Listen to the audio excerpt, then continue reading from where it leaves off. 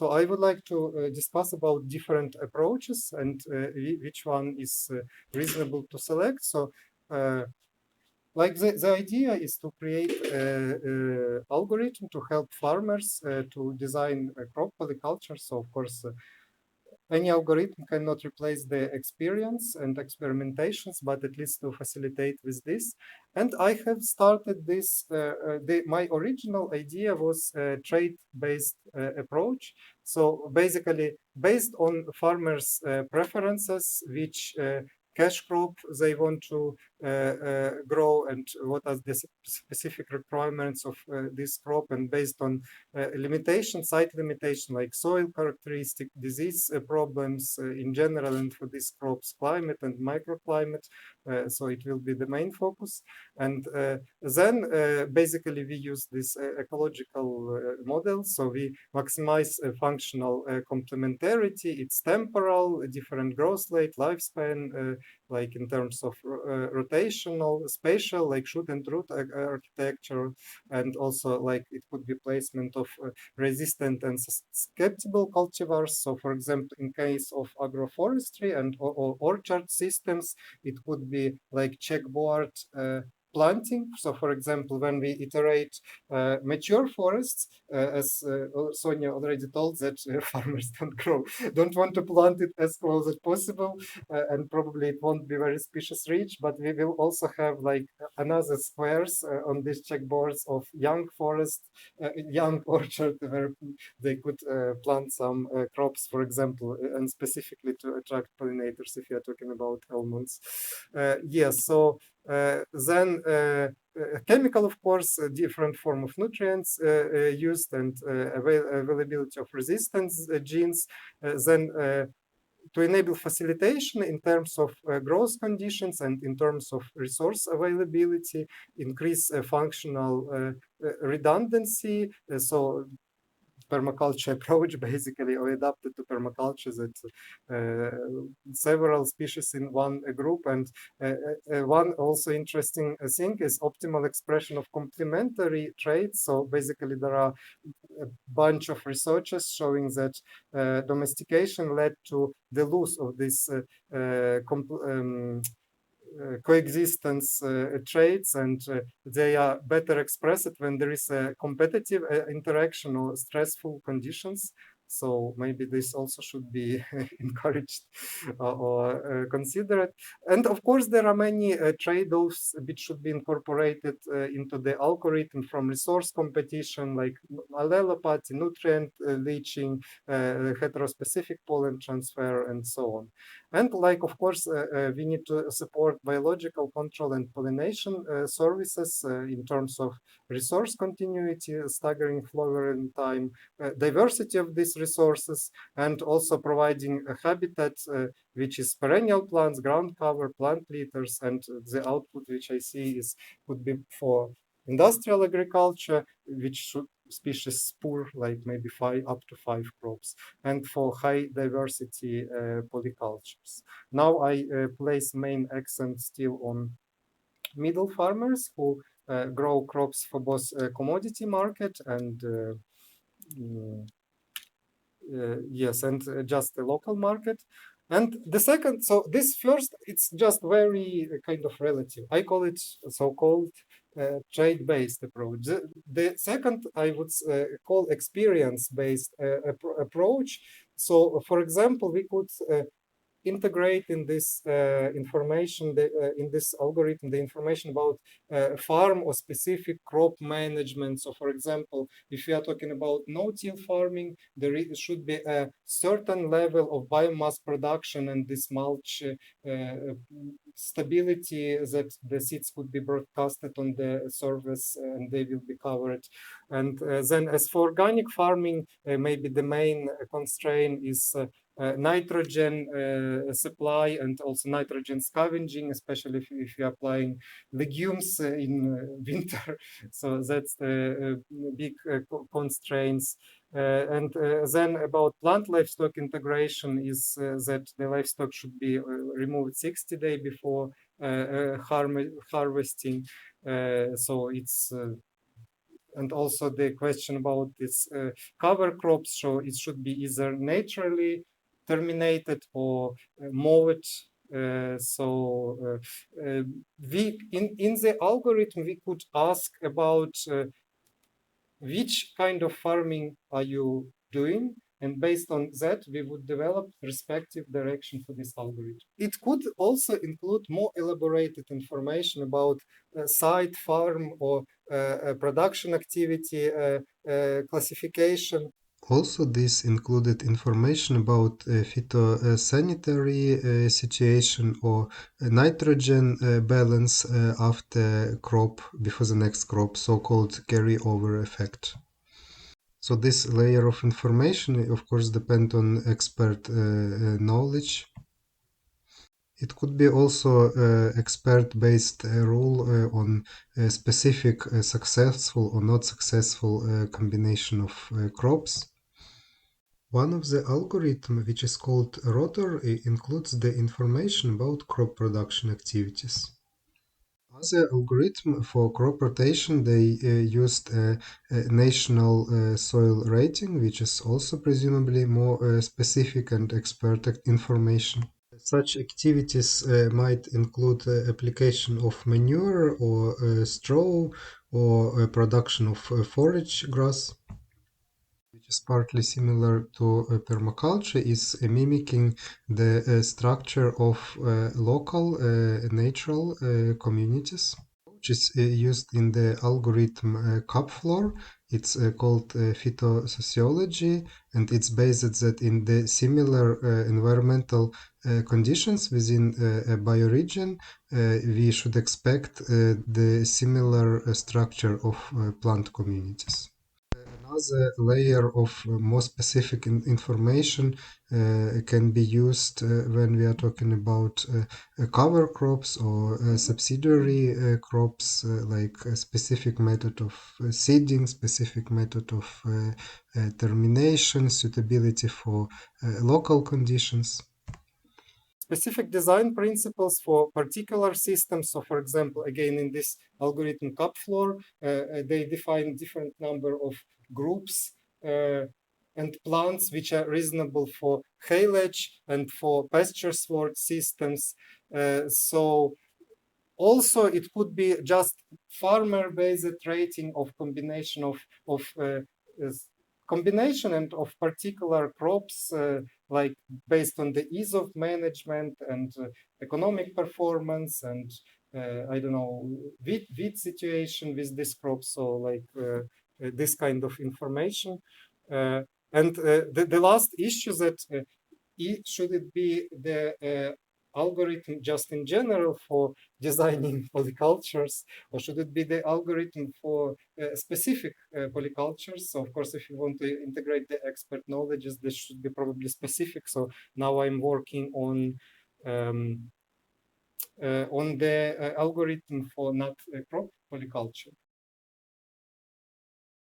My intention is to design, propose to farmers possible options of polycultures which could meet several criteria. So, for example, it would be, like, of course, economically profitable and management-wise. So, like now I'm using this expert based or maybe a little bit this permaculture approach that also like to raise this issue that how to if farmer has very diversified production and he or she needs different market for this produce, it's probably not relevant. So I try to design it over the segment of specific market or specific processing. So for example, if they produce oil, let's say from walnuts, and so they could possibly grow some oil crops, valuable oil crops, and just to use the same equipment and probably also go to the same market. And another aspect which I include is the conservation of biodiversity. And there are some interesting approaches by, so for example, by Claire Clement, who can present today.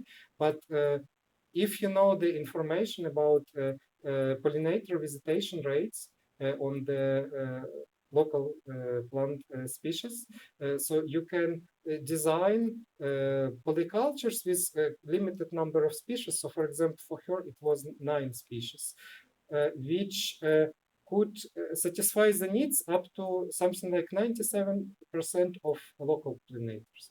And you can design it either based on the to promote the maximum number of local pollinators or to promote the maximum number of pollinators.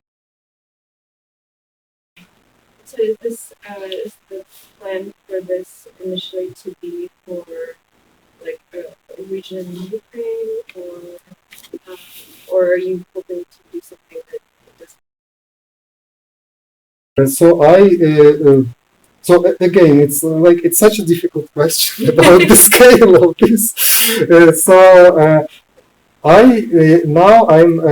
As for this not crop polyculture, I am concentrating on just the regions with temperate climate. Mm-hmm. And like, of course, within temperate climate, it's cold temperate, cool temperate, warm temperate climate. But still, it's also it might be also reasonable from this political perspective. So, for example, I could promote it throughout whole USA or throughout whole European Union. So that. Yeah, I mean, I was just thinking some of the characteristics that I think are really valuable to know about. They sound extremely regional specific, like species of pollinator, for example. Yeah. Between Western U.S. and Eastern Europe, very different. For example, Yeah. So maybe having like something that can take general eco-regions and generate more general lists that can provide information about like what you need to then research in order to decide the most appropriate. Because, for example, market value of like grapes might be different in Iowa or even.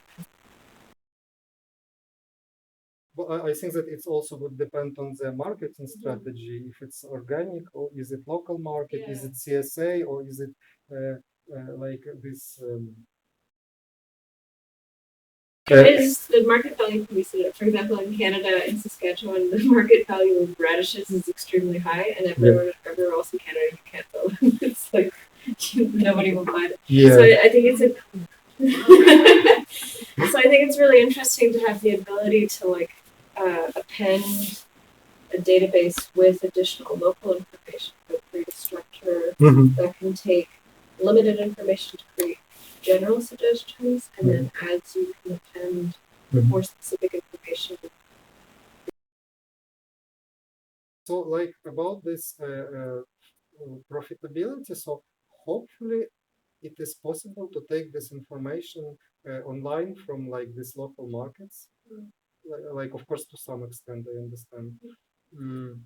About this, for example, pollinator, so it's just depending which strategy you select. So if you select just staggering flowering time, so for example, you know that in this climate, the pollinators, no, let's say just depending on the outside temperature, they are active throughout this period of season.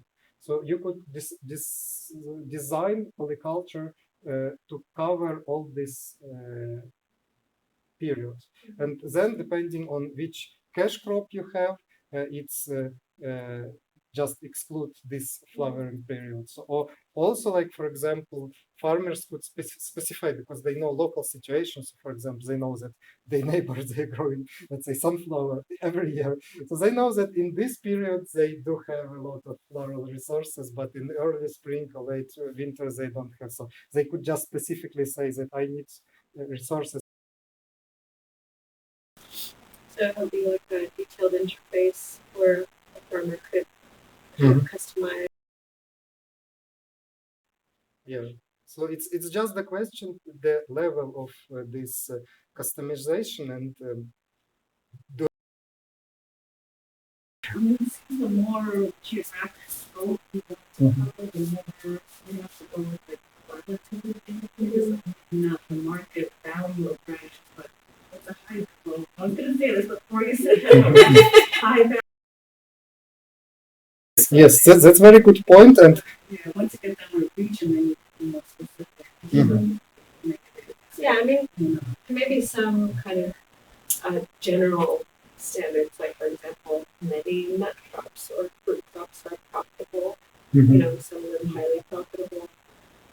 You know, things like, you know, there's some lower value grain crops where maybe it's more flexible, but they're not high value necessarily. Like, And also, I think that it's depend on the source of information and on the user. So, for example, if we propose it to experienced farmer, so basically maybe we can start with just the whole option of possible crops, and he or she already know what is profitable or what not, and they limit it. If it's someone unexperienced, then we need to yeah, I guess it depends on how large you want your database to be. You know, which data sources. Because if it's more experience based, then you can give general options, and then they can pick and choose what they feel is most appropriate, and it can give options on what generally, you know, could be chosen to go. But if you want something that's less experience based and creates more detailed suggestions, then you need a much larger database that can draw from data sources about climate and degree days, and like all sorts of stuff that the person wants. That is actually a good question to me right now, because I'm doing a survey of nut growers, and I'm just thinking that it's a good opportunity for me to get this detailed information. But it's just still for me the question how yeah. Well, the other question that just came to mind from this discussion is, we need to decide also initially on who's your primary audience. Like, is it the experienced growers, which I might suspect, versus beginning farmers who may want to use a database like that, but it may They be would need a harder lot to more make help. it for that. Yeah. And Some, like you say, something is early flowering versus like an experienced grower will know what that means in their region, you know, like a growing farmer may not, but And also farmers who've been literally documenting bloom time every year of native plants with their crops. Someone who's been recording technology. Maybe more likely to be more interested in doing a more complex management. Sure, Yeah. and even gardeners, yeah. they may not be a farmer, but they may be. so it's still like a very big question of focus. So, for example, like this Rafter Ferguson, who have been mentioned several times today, he proposed me to concentrate on this medium farmers, because he considers that they are impacting economy like quite significantly, and at the same time they are not well supported. So if we are talking about this middle farmers, so probably we are talking about experienced farmers. But then if we really think about biodiversity on farm, I'm not very enthusiastic about that.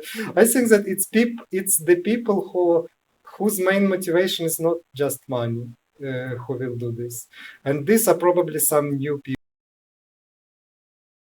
Well, I don't know, because, you know, I've seen studies about the middle kind of size farmers that often they're the ones that have been on the land for generations, and it is very commercial, but they actually do have a lot of conservation value. They want to see the land.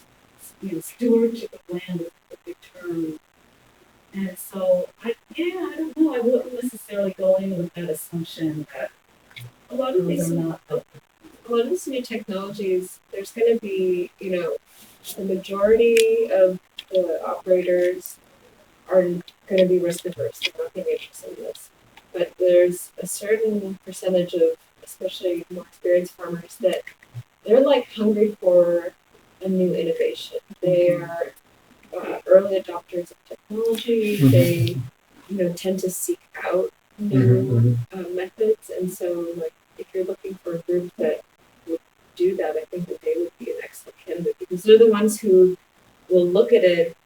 Like, let's say you have a prototype and you find, you know, some farmers like that, these kind of early technology adopting farmers, they'll play with it and then they'll tell you what they think. And I think that that iterative process will really help you because, you know, building the algorithm to do everything you want it to do at the beginning, even if you made it perfect for yourself, you'll give it to someone and they'll go, this doesn't do anything. It doesn't help me. Yeah, so like finding a small group of people where you can build something basic, give it to them, let them break it, find the problems, find things that they wish there was a button for.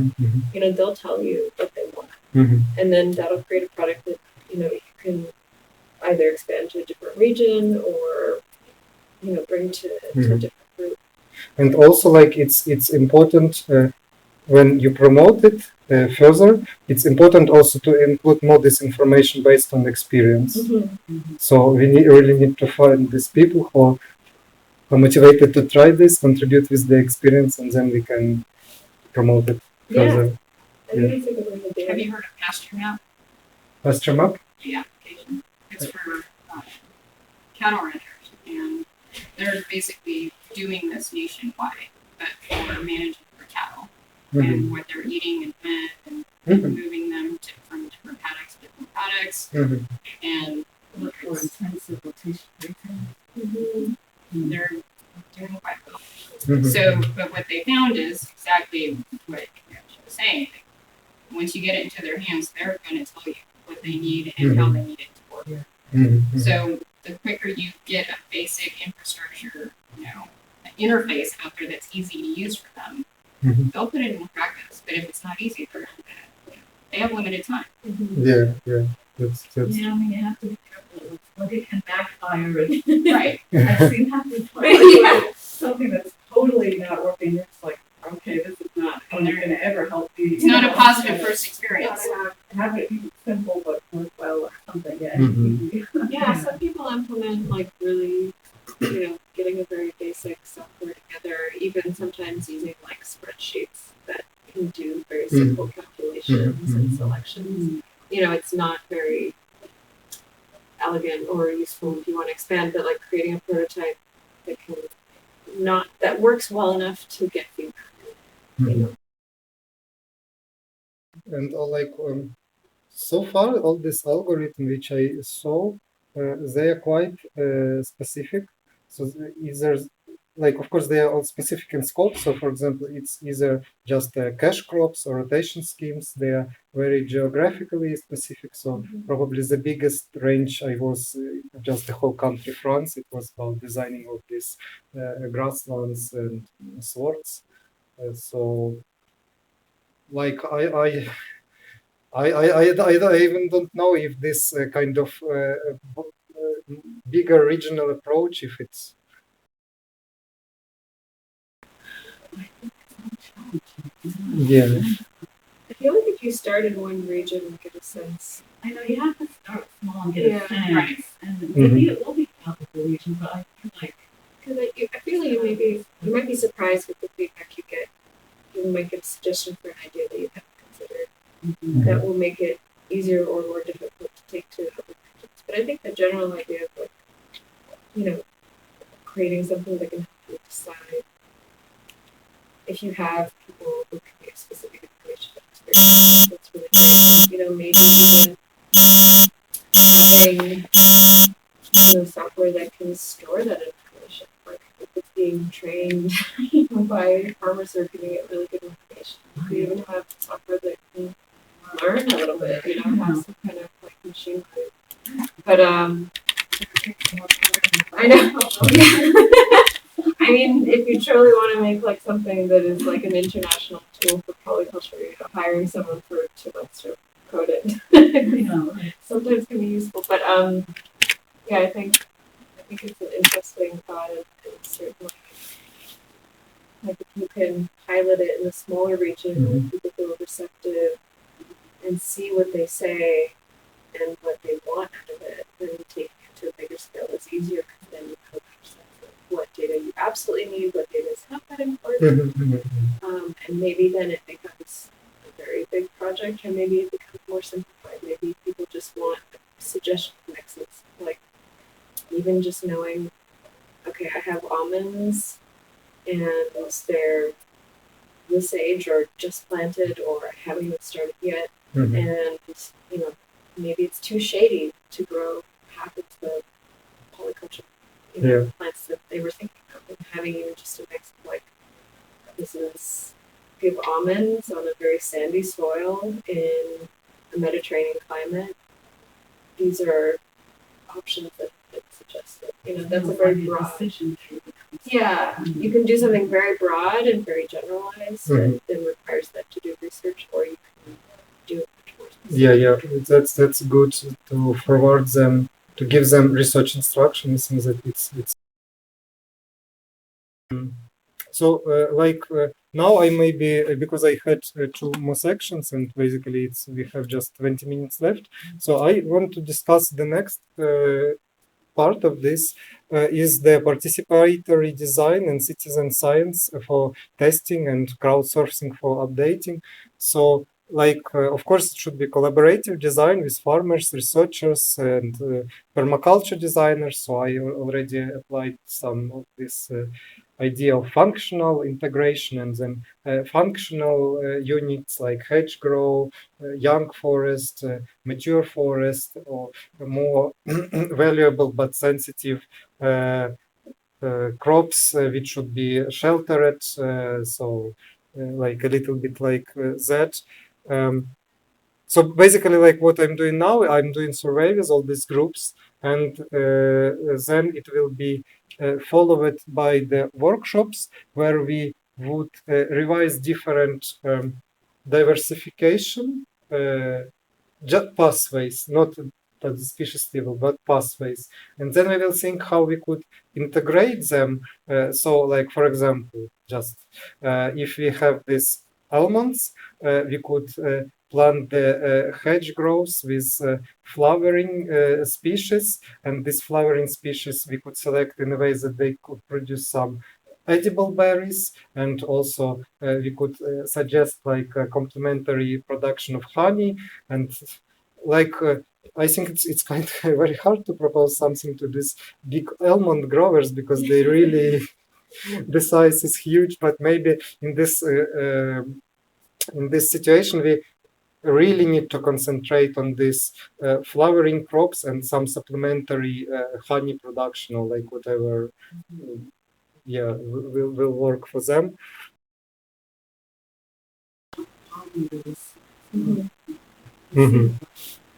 Yeah. I think there's certain crop groups that would be more challenging. Like I feel almonds is almost a typical example because like California almonds is an industry that is like wow, really intense, really just focused. As a group, like if you generalize, but there are all these growers there, and I know almond growers and organic ones totally been into color problems for ages and know so much about it, you know. And there's certain groups that like commodity groups that also provide research, like the almond board comes lots of research, you know, in their own agenda. But I know it's gonna be a long time before they find polyculture. But you know, it's like there's also that's the thing I'm saying is a commodity like the almond board is more conservative. Like within the group of people called the almond growers and culture, there are some really on the edge people who would be interested. So it's like about this conservative approach, I'm already a little bit discouraged because we have composed a database of farmers across the USA. California, it was like more than 100 contacts, up to 200 contacts, and I have sent them this survey. So far, no. Surveys are really they're hard to do and Yeah. very complex. But Yeah. Discussion. Mhm, So don't mhm. get Yeah. sometimes you can like insert yourself into organizational meetings and things like that. That's what we are trying to do now. Yeah, I feel like sometimes, especially But I think that like what I want to bring now, it's the issue of motivation. So if you just made Google search, not like USA, different variety of nuts, it just doesn't give you a lot of results. Then we need to do, as Sonia did with Nina, the snowball effect. So now I would like to address more this permaculture community, which still give quite specific information, but at least they have some experience on the diversification. So Have you heard of the one bag all night? So so this is like a backdoor kind of. I'm just gonna throw it out there. So there's a plum bed goldmine that has been discovered. I mean, it's probably been around for a few years. Some throughout the Bay Area, probably more than people realize.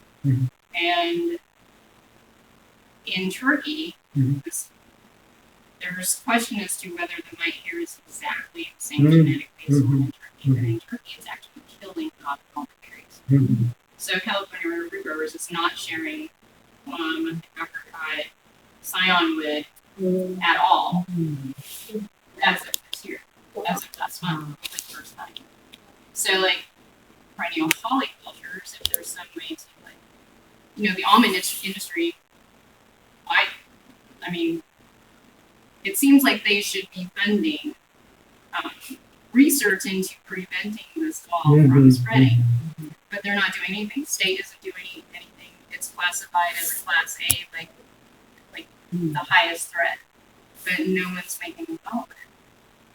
So, like, but if perennial polyculture could serve as concentrate on specific problems. What I'm trying to say.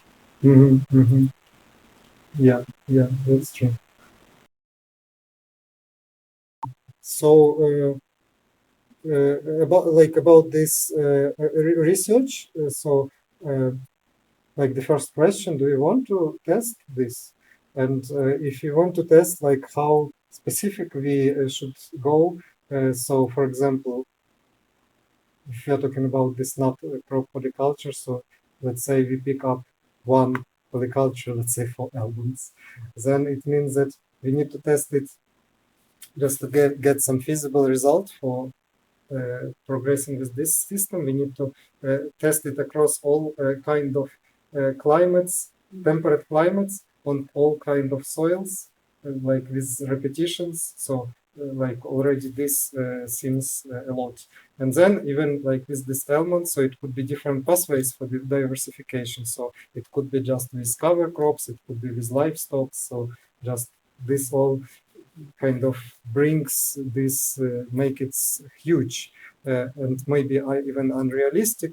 But I think that it's also the issue, which question we want to investigate. Do you want to investigate just in general the question of like feasibility and productivity or resource conservation with these polycultures? Then we just design this algorithm and everyone design polyculture based on the algorithm, and they just test the polyculture very, very different, and we just aggregate this data and we say that like for this system it was this results, for other systems it was like that results. But in general we just evaluate this system.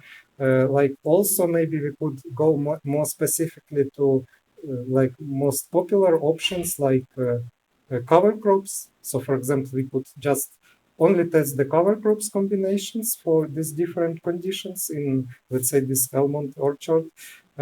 But even like with these cover crops, because it's not one species, it's usually a mixture of species.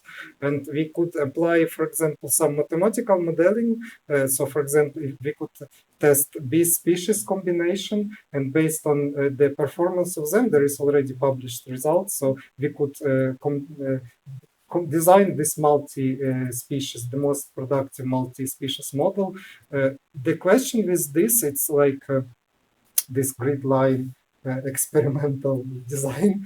And I'm just wondering if we are talking about farmers, like, will they be motivated and ready to do this kind of experiment? Or if these are commercial farmers, so they just want to just plant different rows with different cover crops, so they don't want to play with these small things, or they don't want to risk, and opposite, they want to do it like you can't generalize to are components. But no, it's that permanent, and I just had this thought, I don't know if it's useful or not, but this idea of sort of reverse engineering yourself into a database, because there are cover crop mixtures that are known to work well in almonds and orchard systems in this region, and they've been tested pretty well. And so you could maybe start with those known mixtures that are commonly used and see what are the traits of those particular plants, and then start building your database sort of in reverse, from that, and then. Yeah, so that might be an interesting option, but again, I'm just referring to research literature, this publication of Claire Kremen, which I cited to you. So once she tested her approach and her models, that she discovered that the best expert mixtures, they perform not that good. So basically, we could just keep to that loop, yeah. But like, of course, I understand that. So maybe it might be a good option just to that algorithm propose the ready solutions if people don't know about them. So at least because it's even if we are talking not about trait approach but about ready solution, it's still huge amount of information. If you Yeah, I mean, you could draw upon like regional successes. I think ultimately, I mean, I'm sure all know, like agricultural science is so challenging to create any one generalized statement about anything, even in a region, even in one valley. Like each farmer is going to make mistakes, do things right, sleep in and forget to do something. All sorts of stuff happens. And, if there's some generalized guidelines that are relatively well accepted, like I think it's, if you find a person like people you're talking about that are excited to try things, that are early adopters of new approaches to technology, they're going to take the concept, try and apply it using some kind of template, and then go in their own direction. And like they're going to experiment and iterate. So they're going to create their own system regardless of what you suggest, because they're going to adapt it to their site, and that one area they always get frost. So I think it's if your goal is to advocate for polycultures to farmers who are polyculture curious, then giving, because I think I could see the perspective from their perspective is that they heard about something like this, or they saw someone was doing it, but they don't really know how to start or what that would look like. Because, if you create a generalized suggestion that are fairly, robust, then, they can do the calculations of like, okay, how much is going to cost to bio that seed? And do I want to do my whole orchard or just try one strip? That kind of stuff. If you're targeting kind of medium farmers, experienced farmers, they can do all that work. And they're going to create their own mix. But it's like you're trying to, if the goal is to bring them over the obstacle of not knowing how to start incorporating it into management, then having a fairly simple tool that can inspire them and give them a sense of what is possible could be. Yeah, so I'm just thinking because one of the part of this project is recording video lectures on designing crop polycultures, because like these tools, like to my understanding, they're more narrative tools. So maybe I could, to some extent, incorporate it there. But this participatory approach, it's really like very important, and that I don't want to be in a situation that I impose some rules to farmers. So I'm just thinking, would it be possible, like from this my survey and workshops, to draw some general conclusions based? I mean, if you're looking at a certain region, I think we could do that. Certainly, I think that maybe in different regions, people's apprehensions about investing in agriculture could be different. yeah, I think that like incorporating surveying and the collaborative creation of some kind of tool, I think that's a really good idea. Mhm. And so I think that you're already thinking about like sending something out, getting more information back, and in fact, if you get people who get really interested, excited, being able to then collect information back from them and hear about how it went. Mhm. Like if they said invest in that, you know, you create that personal relationship and then you can find out, you know, what happened. Mhm. So it's, you know, a little bit more of like a life cycle. That's true. So and then like for collecting information, so of course we need to survey a lot of sources. And the idea which is promoted for this algorithm, and which I also have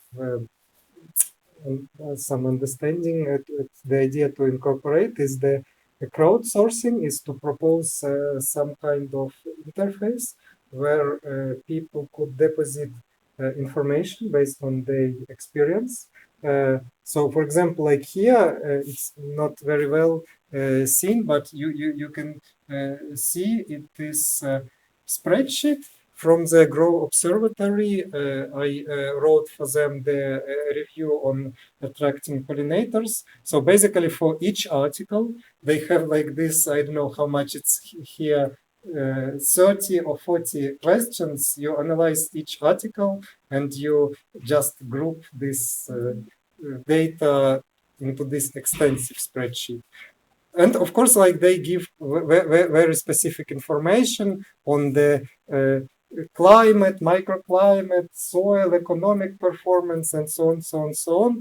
But I'm just what I want to discuss is how would this crowdsourcing approach work? So if we design this kind of interface, will it work with scientists? Will they invest their time to fill these spreadsheets?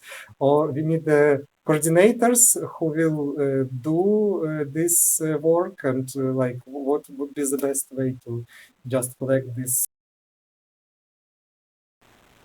Students. What about piggybacking on existing apps? Sorry? What about piggybacking on existing apps? And working collaboratively with people who already have apps that are established with farmers that farmers like to use. Nothing came to my mind regarding polycultures, but maybe something different. Well, maybe it's not polyculture oriented, but it's in use in Something with farmers, farming, and yes. it's a tool that they're used to, and then this could be a complementary aspect of that app. Does that make sense? I don't know. I mean, I don't know the polycultures here in of apps in California, but I know there's apps for like deciding how much to irrigate and things. I'm not sure how you would turn that into, you know, a crop selection app. Maybe you could partner with a seed company. That's crop what I'm planning. saying. Crop I planning think like is in the conservation field, that's where they're using these companies, right? People are trying to figure out how to put more natural. That's where, like, as far as I understand, there's similar type of apps that are about selecting which apps. Yeah, I feel like finding an organization that has, you know, competent people or a business or like an app or something like that, like finding an existing network. Like for example, you know, the end of February, there's a small farms conference, Yeah. and like the people who will show up there are the people who want to go tour the cover crop orchards and who want to go and engage in, you know, those types of questions. Yeah. And so it's like finding that network where, you know, you can plug into people who are already actively engaged, you know, and see if you can, you know, even people who are involved in that network will have ideas about, you know, does anybody use apps? Does anybody think about that kind of thing? At which stage in the game are they considering some kind of diversification. Like, is it Mhm. at the beginning of their crop planning, if they're doing annuals, is that something that they think about 5 years into their orchard planting, or I think that being able to engage in that kind of Like with this network, so that's we are already over time. Just like a quick note about this. So, like, of course, there are multiple platforms and database which, as I already told, they are doing a part of work, and it would be like the next question is how would it be possible to take this incorporate this into the algorithm, because it's people's work and they want it to have protected. It will be like the situation, if like with this golden rice, that it will be so much patents at the end you need so huge money to do this. So we or maybe it's just impossible to incorporate this, and we just send people to this particular algorithm and then collect information. I mean, there could be a way to like set up some system of publication alerts about specific publication outcomes, That's and good. then Yeah. you'll get alerts about new publications, and then there can be some kind of either you can create some kind of very basic software that can like compile a list or make some decision, That's a good idea. Yeah, that's because very otherwise good. it's impossible. I mean, Yeah. So, for example, let's say we design to to the best possibility of algorithms that they capture publications or information from the internet. They try to just divide it into different sections, and then we try to invite volunteers. So, for example, let's say it will be like automatic email to the author. So we picked your article because it's kind of interesting, and we organize the information this way. Would you like to read and just revise it a little bit? So that's like especially if you have connections to the university, having students interested in polyculture and agricultural science and volunteer. Oh, that's the best way. That's Yeah. the best. I hope to do this. I need affiliation with some Ukrainian university because they are doing such unimportant work. I'm talking from my experience. I'm pity about most of my research work I did as a student. So I would be much more happy if I would do something technically simple but useful. So I think that like maybe the last question is maybe you have some ideas about funding, because funding is a big problem. And I'm thinking now that if we are going to go like big, it would be very good to have affiliation with big organization like FAO, because they are also doing a lot of work like that on creating the database of solutions. But like, I don't know if any of you had this experience. Yeah. I feel like it ends up coming down to like, do you know a person? Barbara, she was here.